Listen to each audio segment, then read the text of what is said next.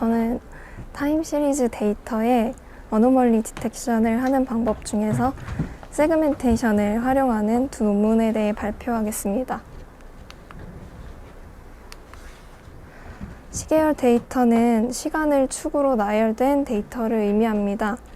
종속 변수가 하나일 때 이를 단변량 시계열 데이터라고 부르고, 종속 변수가 여러 개일 때는 다변량 시계열 데이터라고 부릅니다. 이러한 시계열 데이터에서의 이상 탐지는 일정한 주기를 벗어나는 구간을 파악하는 것입니다. 앞으로 살펴볼 논문들에서는 이런 시계열 데이터에서의 이상 탐지를 위해 세그멘테이션 기법을 사용하는데요. 아래 그림과 같이 데이터를 잘라서 분석에 사용합니다. 첫 번째 논문에서는 세그멘테이션을 활용하기 위해 유넷이라는 CNN 아키텍처를 사용합니다. 유넷 구조는 인코더와 디코더 모두의 CNN 블록을 사용합니다. 총 5개의 인코딩 구역과 4개의 디코딩 구역으로 나뉘는데요.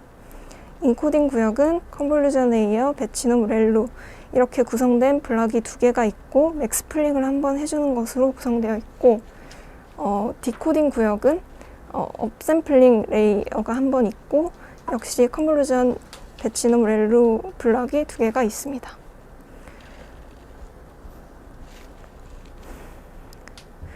유넷에서 가장 중요한 특징은 스킵 채널이라는 구조입니다. 인코더의 각 맥스플링 레이어의 아웃풋을 각각 크기에 대응하는 업샘플링 레이어에 붙여줍니다. 이를 통해서 하이 레벨 피처와 로우 레벨 피처를 합쳐주게 되고, 따라서 딥 시퀀셜 레이어에서 인포메이션 로스를 방지할 수 있습니다. 그래서 다음과 같이 0부터 일정한 길이로 세그멘테이션을 진행해서 어노멀리티에 대한 확률을 출력하고 이 결과들을 앙상블합니다.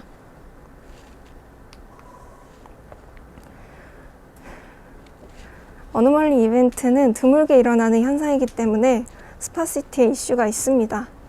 이를 해결하기 위해 논문에서는 트랜스퍼 러닝 기법을 사용합니다.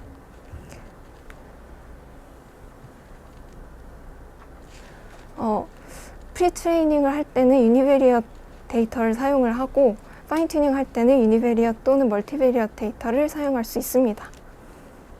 라지 스케일 데이터로 프리트레인드 된 이 베이스 모델에서 웨이트를 가져와서 대상이 되는 그 스몰 스케일 데이터로 파인 튜닝을 해주는데, 이 논문에서는 저렇게 저렇게 3가지 데이터로 프리트레이닝을 해줬습니다. 이렇게 대상 데이터가 멀티베리엇일 경우 네트워크를 뮤넷이라는 구조로 변경해서 사용합니다. 이때 프리트레인드 모델의 웨이트를 변형시켜야 하는데, 이 입력을 채널별로 나누어서 각각 아까 본 그 유넷 구조의 그 유니베리엇 인코딩 구역을 통과시킵니다. 그리고 4번째 인코딩 구역에서 이 아웃풋들을 연결해 줍니다.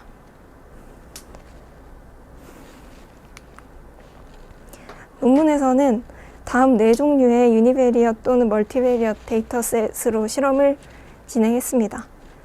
그래서 만족할 만한 성능을 보인다고 했지만 사실 충분하다고 보기는 어려운 것 같습니다. 또한 어노멀리의 그 정확한 구간 정의에 어려움이 있다고 논문에서 밝히고 있습니다.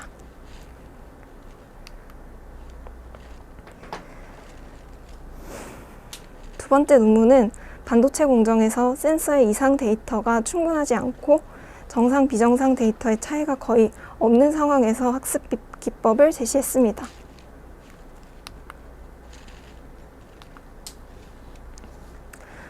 먼저 다음 공식에 의해서 세그멘테이션을 진행합니다. 이 기준 함수 V는 각 시점에서의 세그먼트 랭스와 그리고 기준 신호인 Y로 구성이 되는데, 이는 시점 TI부터 TI 플러스 1까지 그 기준 신호의 비용 함수들의 합으로 정의가 됩니다. 그래서 결국 이 비용 함수를 최소화하는 시점 t가 체인징 포인트가 되어서 그곳에서 이제 세그멘테이션이 이루어집니다.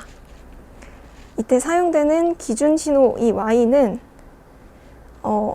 정상 신호의 각 시점에서의 평균 값이고 비용 함수는 아래와 같습니다. 그 결과 그림과 같이 이렇게 세그멘테이션이 이루어집니다. 이후에 노이즈가 있는 구역과 그 기준 신호와 통계적으로 차이가 없는 구역을 제거해 준다고 합니다. 다음 단계에서는 모델 훈련을 위한 세그먼트별 측정 값을 추출하기 위해서 어노멀리 스코어를 계산하는데 이때 사용되는 것이 로컬 아웃라이어 팩터입니다. 우선 위치 디스트 K의 이 P의 O, 이것은 O에 대한 P의 도달 가능성을 이야기하는데 이때 O는 P의 K거리 이내에 있는 데이터를 의미합니다. 이 값은 O에서 K번째로 가까운 데이터와의 유클리디안 거리와 그 P와 O의 유클리디안 거리 중 더 큰 값을 취합니다. 그 다음에 LRDK의 P는 이 P에 대한 로컬 리처빌리티 덴시티를 계산한 값으로 다시 말해서 그 주변 K계의 평균 도달 가능성 밀도를 의미합니다. 여기서 이 N의 PK는 그 P 주변의 K계 데이터를 의미합니다. 그래서 P가 그 밀도 높은 곳에 위치하면 이 값은 증가하고 밀도 낮은 곳에 위치하면 감소합니다. P가 아웃라이어가 아니라면 LOF 값은 1에 가깝고 아웃라이어라면 1보다 크게 된다고 합니다. 이제 이 정량화된 점수들을 활용해서 모델링을 진행합니다. 원클래스 클래시파이어는 포텐셜 아웃라이어를 구별하기 위해서 트레이닝 데이터에서 특징을 찾습니다. 아이솔레이션 포레스트는 디시전 트리의 확장 버전으로 이상치 검출에 많이 사용됩니다. 이 모델은 이상치가 분할을 통해서 나머지 데이터와 구분이 가능하다는 점을 이용합니다. 데이터가 이상치일 그 가능성은 앞서 찾은 LOF로 제공을 합니다. 이렇게 생성된 트리를 아이솔레이션 트리라고 합니다. 모델은 아이솔레이션 트리가 하나의 아웃라이어를 가질 때까지 분할합니다. 이를 반복해서 평균 경로 길이를 계산해서 이상치 여부를 판단합니다. 아이솔레이션 포레스트는 결과 영향을 주는 구역의 정보를 확인할 수 있다는 특징이 있습니다. 아이솔레이션 트리는 그 어노멀리 스코어를 정의하는데 다음과 같습니다. Q는 한 시그널에 대한 모든 세그먼트의 그 LOF 점수 합입니다. 그래서 H의 Q는 그 아이솔레이션 트리 그룹의 그 경로 길이이고 그것에 이제 2를 해서 이 평균을 취합니다. 그 분모는 정교화를 위한 것이라고 합니다. 그래서 이 스코어가 1이면 아웃라이어로 판단합니다. 이제 테스트 데이터를 활용합니다. 앞서 얻은 세그먼트 정보를 활용해서 테스트 데이터에서도 세그멘테이션을 진행합니다.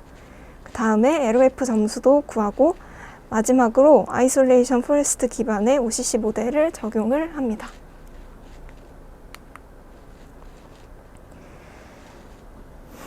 실험은 실제 반도체 센서에서 수집된 서로 다른 18개 공정의 데이터셋으로 진행되었고 기본적인 이 OCC 방안 3가지와 이 처음 것이 그 논문에서 제안한 방법이고 그 다음에 3가지가 그 기본적으로 OCC 방안에서 많이 사용하는 것이라고 합니다. 그리고 추가로 몇 가지 분류기를 함께 더 비교했는데 마지막에 랭크를 보시면 알고리즘 중에 제안된 그 첫 번째 방안이 대부분 가장 좋은 성능을 보임을 알 수 있습니다. 그래서 두 논문을 살펴본 결과 일정한 길이로 세그멘테이션을 수행하는 논문 1 방법보다는 데이터 특성을 더 잘 반영할 수 있는 논문 2의 세그멘테이션 방법이 더 바람직한 것 같았고요. 그리고 이 데이터의 그 이상 여부와 그 구간을 파악하기에는 어노멀리 스코어가 각각 출력된 논문 2의 방법보다는 1의 그 유넷 구조가 더 바람직하다고 생각을 했습니다. 그래서 그 비용 함수를 최소화하는 논문 2의 방법으로 그 세그먼트를 진행하고 해당 값들이 이제 유넷 구조의 입력으로 사용되려면은 그 일정한 크기가 있어야 하기 때문에 조정 과정을 좀 거쳐서 유넷 구조나 혹은 이 값들을 넣기 위한 좀 변형된 유넷 구조를 사용하는 방법을 한번 생각을 해봤습니다. 네, 이상입니다.